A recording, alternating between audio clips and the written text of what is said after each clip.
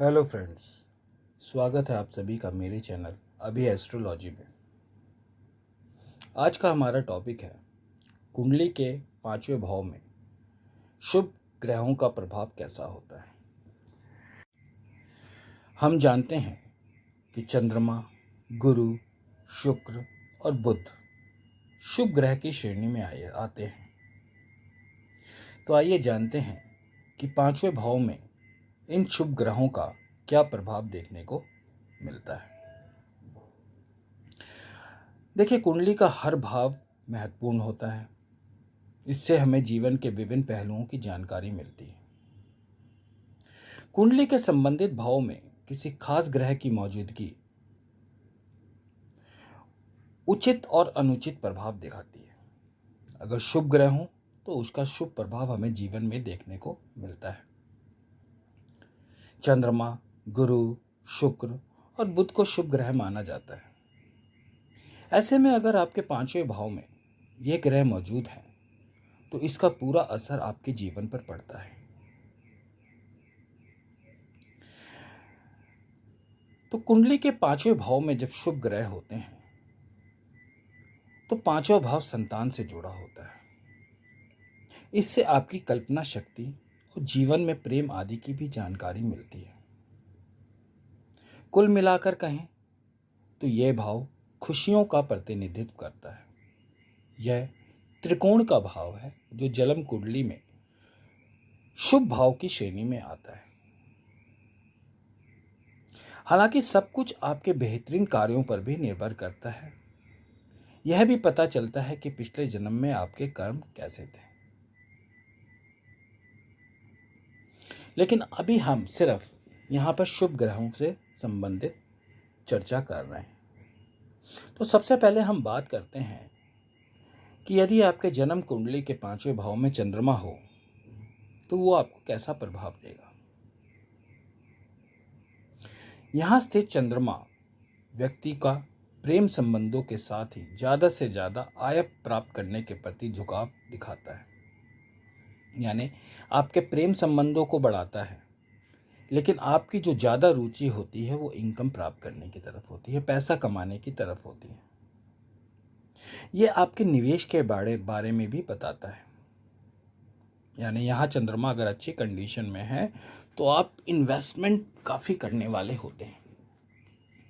हालांकि कई बार व्यक्ति में अति आत्मविश्वास भी देखने को मिलता है जो अहंकार में बदल जाता है। यानी आपके पास इतना पैसा, रुपया, शोहरत, इज्जत हो जाती है कि आपको यहाँ का चंद्रमा कभी कभी अहंकारी भी बनाता है। व्यक्ति सही तरीके से धन कमाने पर जोर देता है। सरकार से भी आपको मान सम्मान मिल सकता है। दूसरों के प्रति भी आपके जो मन में है अच्छे भाव देखने को मिलते हैं। यानी आप किसी का बुरा होते हुए नहीं देख सकते। पांचवें भाव में अगर चंद्रमा कमजोर हो जाए तो इसका असर आपकी धन संपत्ति पर देखने को मिलता है। इतना ही नहीं, ये परिवार के लिए भी बाधा उत्पन्न कर सकता है और आपकी संतान संबंधी चिंताओं को बढ़ा सकता है और आपके संतान से मतभेद भी करवा सकता है। अब बात करते हैं कि यदि पंचम भाव में गुरु आपके विराजमान है तो गुरु ग्रह ज्ञान का प्रतिनिधित्व करते हैं और वो पंचम भाव के कारक भी हैं। ऐसे में पांचवें भाव में गुरु के प्रभाव से व्यक्ति बेहतरीन शिक्षक भी बन सकता है। ऐसे व्यक्ति की विचारधारा और दृष्टिकोण भी काफी मजबूत हो सकती है। इतना ही नहीं, ये करियर के बारे में भी यह बताता है। करियर में आपको उच्च शिक्षा के लिए विदेश तक ले जाता है। ऐसे लोगों की वाणी बहुत मधुर होती है, अट्रैक्टिव होती है। आप अच्छे व्याख्याता हो सकते हैं। ज्योतिष का भी ज्ञान आपको देखने को मिल सकता है। यानी ज्योतिष में आपकी गहन रुचि हो सकती है। संतान सुख अवश्य मिलता है। आप निवेश करते हैं तो उसमें आपको लाभ ही होता है। यानी शेयर मार्केट वगैरह में भी आप इन्वेस्ट कर सकते हैं या प्रॉपर्टी वगैरह में आप इन्वेस्ट करते हैं तो आपको लाभ के संकेत यहाँ मिलते हैं। लेकिन यहाँ गुरुदेव आपको गलत कार्यों से बचने की सलाह दी जाती है, क्योंकि यदि आप गलत कार्य, जुआ खेलेंगे, सट्टेबाजी करेंगे, कैसीनो जाएंगे, नशा करेंगे तो यहाँ गुरुदेव आपको अशुभ प्रभाव भी दे सकते हैं, तो इसका आपको ध्यान रखने की अति आवश्यकता है। बात करें शुक्र देव यदि पंचम भाव में विराजमान हो तो पांचवें भाव में शुक्र व्यक्ति में कलात्मकता भर देता है।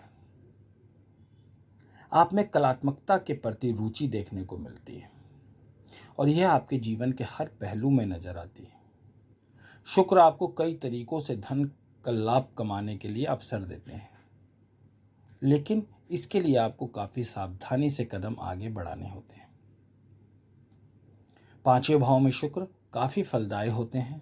ऐसे लोग उदार चित्त वाले होते हैं। दान पुण्य में भी इनकी रुचि देखने को मिलती है। लेखन आदि की ओर भी इनका झुकाव होता है। कम प्रयास से ही धन की प्राप्ति के योग भी शुक्रदेव यहाँ बनाते हैं। अगर पांचवें भाव में शुक्र हो तो व्यक्ति का रोमांस के प्रति खासा झुकाव देखने को मिलता है। आपकी मुलाकात किसी ऐसे व्यक्ति से हो सकती है जो आपकी खूब केयर करेगा। इतना ही नहीं, लेखन, संगीत आदि के क्षेत्र में भी आपको सफलता मिलेगी। बस यहाँ शुक्र नीच के नहीं होने चाहिए, ये बात आपको ध्यान देनी है। नीच के होंगे तो नीच शुक्रदेव के उपाय आपको करने जरूरी हो जाते हैं। बात करें पंचम भाव में बुध देव की। बुध का पंचम भाव में होना व्यक्ति की रचनात्मकता को दर्शाता है। ऐसे लोग संचार और लेखन कार्यों में रुचि रखने वाले होते हैं और काफी इन क्षेत्रों में काफी आगे बढ़ते हैं। ये काफी बुद्धिमान और आशावादी भी हो सकते हैं। आपका रचनात्मक कार्य की ओर ज्यादा झुकाव दिखाई देगा। ऐसे लोग चरित्रवान, धैर्यवान, सदाचारी होते हैं। इन्हें माता पिता के साथ ही संतान का भी सुख मिलता है। खास बात यह है कि बुध के पंचम भाव में होने से आर्थिक तंगी नहीं झेलनी पड़ती है। यानी आपको आर्थिक तंगी अगर आती भी है तो भी आपका कहीं ना कहीं से पैसे का जुगाड़ हो जाता है। ऐसे लोगों की साहित्य में भी खास रुचि देखने को मिलती है। हालांकि अक्सर व्यक्ति में लालच की प्रवृत्ति भी देखने को मिल सकती है। तो यहाँ आपको ध्यान देना है कि बुध पंचम भाव में है तो आपको लालची नहीं बनना, क्योंकि लालच करेंगे तो नुकसान सहेंगे। बाकी यहाँ बुध की स्थिति काफ़ी अच्छी है। बुध एक शुभ ग्रह है और लगन के अकॉर्डिंग भी आप लोगों को अपने सारे ग्रहों को देखना अति आवश्यक होता है। इससे पहले मैंने पंचम भाव में अशुभ ग्रह के प्रभावों को बताया था। इसमें मैंने शुभ ग्रहों के प्रभावों को बताया। इन दोनों के अंदर आपको शुभ ग्रह और अशुभ ग्रह के दोनों प्रभाव देखने को मिलते हैं, अच्छे भी बुरे भी। लेकिन आपको ये ध्यान देना है कि आपके जो भी चाहे शुभ ग्रह हैं चाहे शुभ ग्रह हैं, ये आपकी जन्म कुंडली में किस चीज़ की प्रधानता रखते हैं, वो कारक हैं या अकारक हैं, लग्नेश के मित्र हैं या लग्नेश के शत्रु हैं, उनका बलाबल कितना है। क्योंकि ये जो चर्चा की गई है ये सामान्य सूत्र जिसे कहते हैं, जो हर किसी की कुंडली में लगती ही लगती है, लेकिन इसके परिणाम बहुत अच्छे या बहुत खराब होंगे यह आपकी पर्सनल कुंडली के ऊपर डिपेंड करता है। लेकिन जितना बताया गया है 50% आपको अपनी जन्म कुंडली में आपके जीवन में इनके प्रभावों को देखने को अवश्य मिलेगा। तो आज का टॉपिक यहीं ख़त्म करते हैं। मिलते हैं दूसरे वीडियो में किसी दूसरे टॉपिक के साथ। धन्यवाद।